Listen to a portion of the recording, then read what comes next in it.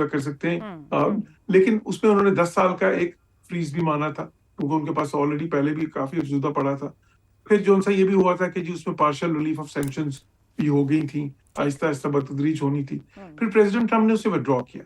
फिर president Trump ने अपना मौकफ चेंज कर लिया इसराइल के कहने पे, क्योंकि इसराइल कहता था कि नहीं जी, वो उस मुआहदे के तहत भी ये सिविलियन न्यूक्लियर यूज में जो कर रहे हैं, अगर ये चलता रहेगा इनका प्रोग्राम, तो ये आहिस्ता आहिस्ता उसमें से यूरेनियम निकाल के उसको ज्यादा अफसुदा करते रहेंगे। ये वो उनका ख्याल था इस पे। अच्छा, ईरान ने, हालांकि जब वो ईरान ने मुआहदा हुआ JCPOA, जब तक वो रहा उसको फॉलो किया। उसमें ये भी शामिल था कि इंस्पेक्शंस होंगी। IAEA जो इंटरनेशनल जो है एजेंसी है, ये जो इसकी न्यूक्लियर इश्यूज की, जो एटॉमिक एनर्जी की, तो वो उसके इंस्पेक्टर्स भी आते रहे, ईरान में सारी इंस्पेक्शंस भी करते रहे। फिर जब अमेरिका ने विड्रॉ कर लिया उससे, तो फिर आहिस्ता आहिस्ता ईरान ने कहा ठीक है, अगर अमेरिका विड्रॉ कर रहा है तो फिर उन्होंने भी विड्रॉ कर लिया। फिर उन्होंने ज्यादा यूरेनियम को अफजुदा करना शुरू कर दिया उसके बाद। वो फिर, और उन्होंने कहा कि हम करेंगे अब। फिर उन्होंने करके तो उसको जो है ना, इंस्पेक्शंस भी किसी टाइम पे बंद कर दी थी। तो वो फिर अब वो फिर उसी से फिर वो 450 किलोग्राम का मामला बना। फिर अमेरिका ने उसके बाद जब मुज़ाकरा दोबारा शुरू हुए तो उन्होंने मौकफ बदल लिया अपना। अमेरिका ने कहा कि अब वो 3.67% भी अलाउ नहीं करेंगे उनको, 0% एनरिचमेंट, कि बिल्कुल वो अपना न्यूक्लियर प्रोग्राम ही स्क्रैप करें। ठीक हो गया, तो पॉइंट क्लियर हो गया कि अमेरिका के बदलते मौकिफ यहां तक ले आए मामले को कि अब ईरान को जो उसका राइट हो न्यूक्लियर एनरिचमेंट का मिनिमम, वो भी नहीं रख सकते। नदीम मलिक साहब ने भी हमें ज्वाइन किया है, बहुत शुक्रिया मलिक साहब आपका। ये फरमाइएगा कि जहां तक बात ले आया पाकिस्तान, और दोनों जानिब ओपन है, जो उनके पोस्ट स्टेटमेंट्स हैं कि हमने अपने अपने इतराजात, खदशात और मैक्सिमम जहां तक जा सकते हैं वो सब सामने रख दिया। क्या अमेरिका ने वाकई इन मुतालिबात में लचक दिखाई है या मुतालिबात मुसल्लत करने की कोशिश रही? एक ऐसी भी सूरत हाल ईरान की जानिब से आ रही। दूसरा, ईरान ने जानबूझकर अहम निकात पर लचक नहीं दिखाई और अपने पॉइंट ऑफ व्यू को अप रखने के लिए एक स्ट्रेटेजिक कार्ड्स को यूज करने की कोशिश की है। मुझे लगता है कि दोनों अफ्रीकैन आगे बढ़ेंगे। अभी वो थोड़ा थोड़ा एक अटक रहे हैं अपनी जगहों के ऊपर, ताकि दूसरे को जितना दबाया जा सकता है दबा लें। 3 मुझे लगता है कि बुनियादी नुकते हैं जिसके ऊपर दोनों अफ्रीकैन को फ्लेक्सिबिलिटी दिखानी है। पहला है हॉर्मोज, दूसरा है लेबनान, और तीसरा है न्यूक्लियर वाला मामला।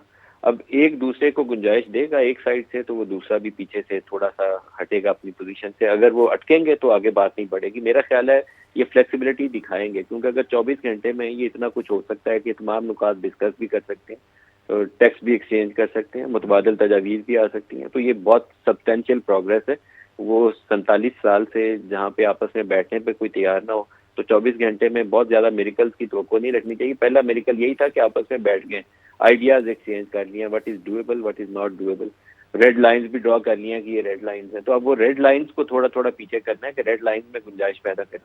हॉर्मोज के ऊपर जितना चाहता है ईरान के मुकम्मल तौर पर उसी की इजारादारी हो, वो टॉल भी ले, वो नहीं होगा। उसके ऊपर उसको थोड़ी बहुत पीछे हटना पड़ेगा।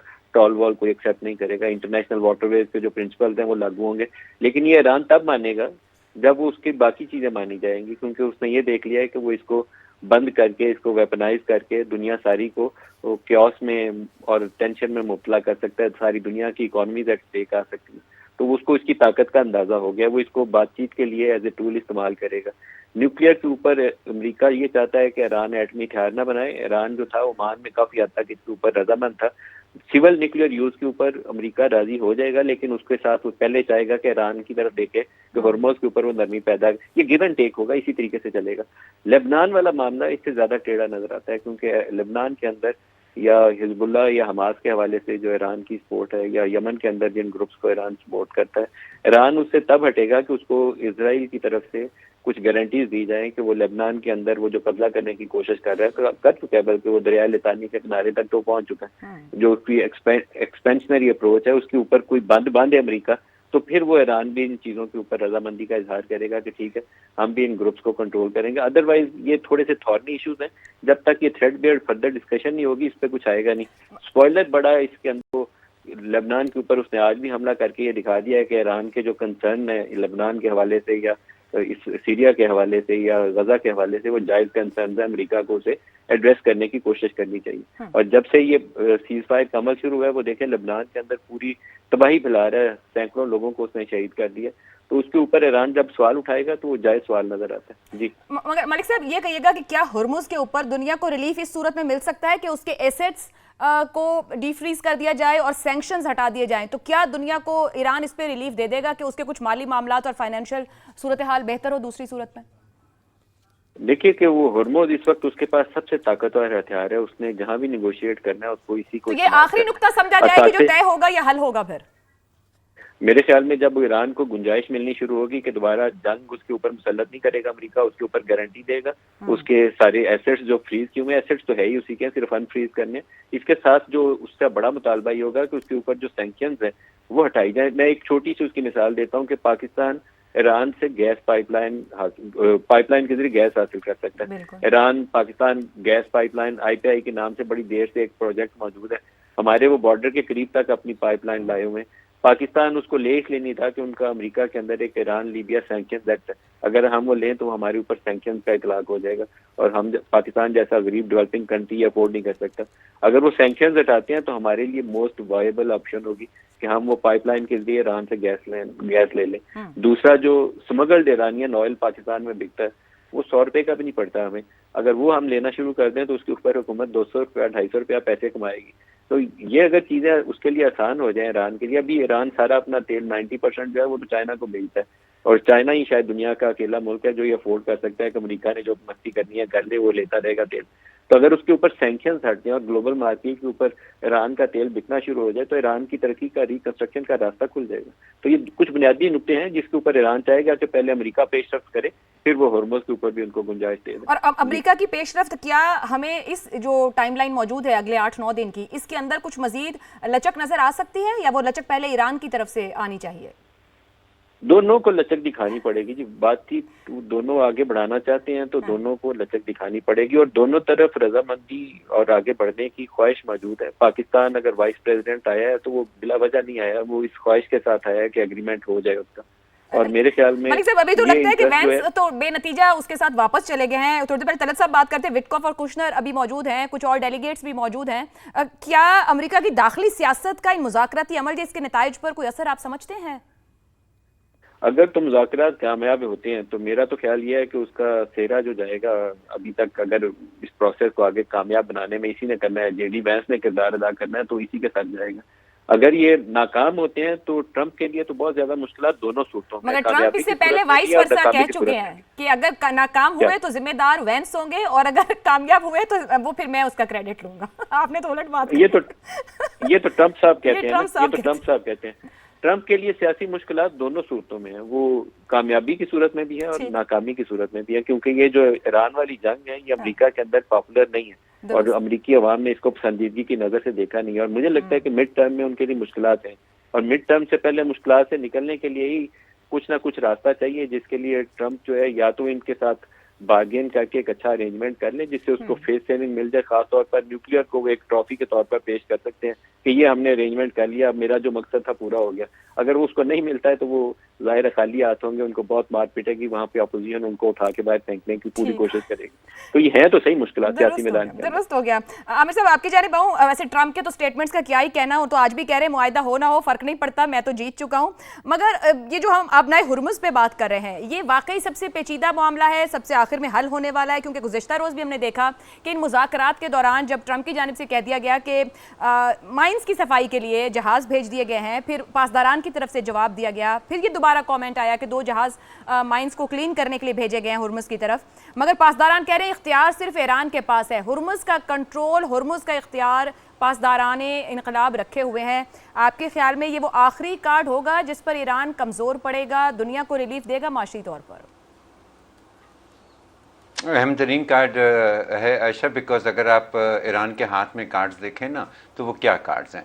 एक उनका कार्ड है एक वायलेंट रास्ता कि वो अगर उनके ऊपर अमरीकी हमले होते हैं, ये कोई मायदा नहीं होता, अमरीकी इजरायली हमले दोबारा जारी हो जाते हैं, तो वो मिडल ईस्ट के अंदर वही तबाही फैलाए जिसका पहले से वो इशारा दे चुका है, जिसे पूरी दुनिया हम सबको पता है और बड़ी तफसील में हमसे बात कर चुके हैं कि उसका बाकी की दुनिया के ऊपर क्या असर होगा। वो एक वायलेंट रास्ता है ईरान के साथ। जो नॉन वायलेंट, जो वाहिद नॉन वायलेंट रास्ता जो आप अपने इकोनॉमिक प्रेशर इस्तेमाल करके वो ईरान इस्तेमाल कर सकता है, वो स्ट्रेट ऑफ हॉर्मुज़ ही है। और आई थिंक कि मैं बार बार इस बात को दोहरा रहा हूँ कि उसको बहुत अच्छी तरह से अंदाज़ा है कि उसको कोई बहुत बड़ी मिलिट्री एक्टिविटी करने की ज़रूरत भी नहीं है स्ट्रेट ऑफ हॉर्मज़ में, बावजूद इसके कि अभी तक उसके अंदर हमने देखा है कि वो काबिलियत है कि वो वहाँ पर कार्रवाइयाँ कर सकता है। उसको सिर्फ इतनी गैर यकीनी सूरत हाल वहाँ पर रखनी है कि इंश्योरेंस रेट्स, जो शिपिंग के इंश्योरेंस रेट्स होते हैं,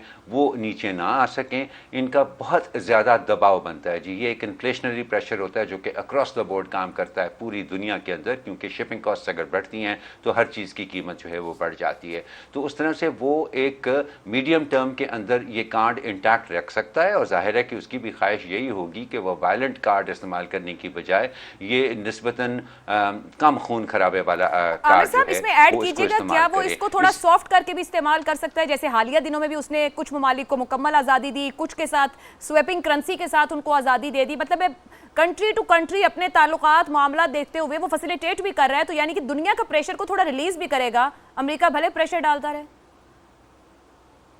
देखिए, मैं इसलिए पहले भी मैंने कहा था कि वो बड़ी क्लेवरली उसको इस्तेमाल कर रहा है, क्योंकि आप बहुत जगह पे स्पेशली अक्रॉस यूरोप आप उसके असरात अभी देख भी रहे हैं। एक तो मैक्रोन का तो बाकायदा एक जिस तरह से बच्चे नहीं लड़ पड़ते हैं आपस में, उस तरह से बाकायदा उनका झगड़ा शुरू हो गया है ट्रंप के साथ कि वो खुल्लम खुल्ला अब एक दूसरे को उल्टी सीधी बातें करना शुरू हो गए हैं सारे। लेकिन इसके साथ साथ आप देखें कि फ्रांस पिछले चंद दिनों के अंदर काफ़ी एक्टिव हो गया है। उसने बराह रास्त सऊदी अरब से भी रब्ता किया है, उसने ईरानियन लीडरशिप से भी बात की है, पाकिस्तान से भी बात वो कर रहा है।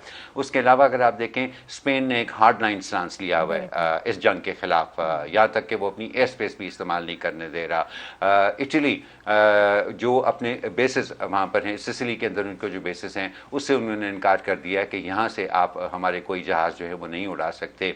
जर्मनी एक वाहिद बड़ा मुल्क है यूरोप के अंदर जिसने अभी तक अपने बेसिस को इस्तेमाल करने की इजाज़त दी हुई है, लेकिन उसने वो भी एक यूरोप की पॉलिटिक्स के अंदर वो भी एक डेलिकेट सी टाइट रोप वॉक कर रहा है। सो ईरान ने जब ये कहा कि जिसको अपने जहाज़ गुजरवाने हैं अपनाए हुर्मज़ से, वो डायरेक्टली हमसे बात करे, तो उनमें सर फहरिस्त जो है वो फ्रांस था। अब वक्त के गुजरने के साथ साथ देखिए, कोई भी अपने ऊपर एक हद से ज़्यादा प्रेशर तो नहीं बर्दाश्त कर सकता ना। कोई भी नहीं चाहता कि उसकी इकॉनमी जो है वो एक ऐसी जंग की वजह से इतनी बुरी तरह से मुतासर हो जाए जिस जंग से उसका बराह रास्त कोई ताल्लुक ही नहीं है। तो ये यूरोप के अंदर इस चीज़ के प्रेशर बढ़ेगा कि ठीक है, अगर ईरान डायरेक्टली हमसे नेगोशिएट करना चाह रहा है तो ठीक है, बाकी अमेरिका और इजराइल और उसके बीच में जो भी हो रहा है हम उसके अंदर कूद सकते हैं। So it's a very powerful card, निस्बतन ये पीसफुल कार्ड है। इसके इकोनॉमिक इम्पैक्ट ज़रूर है, लेकिन वो खून खराबे वाला सिनेरियो हमें इसके अंदर वो नहीं नज़र आता जो कि दूसरी ऑप्शन के अंदर नज़र आता है। तो वो आखिरी दम तक इसको अपने सीने से लगाए रखेगा इस कार्ड को, और जब तक उसको कोई परमानेंट पीस की किसी किस्म की गारंटी नहीं मिलती है, मेरा नहीं ख्याल कि वो इतने आराम से हुर्मज़ के ऊपर। ठीक हो गया आमिर साहब, बड़ा ही अहम नुक्ता है कि निस्बतन पीसफुल मगर पावरफुल कार्ड है। यूरोप से आने वाला प्रेशर, जीसीसी कंट्रीज के खदशात, दबाव कहां ज्यादा जाएगा?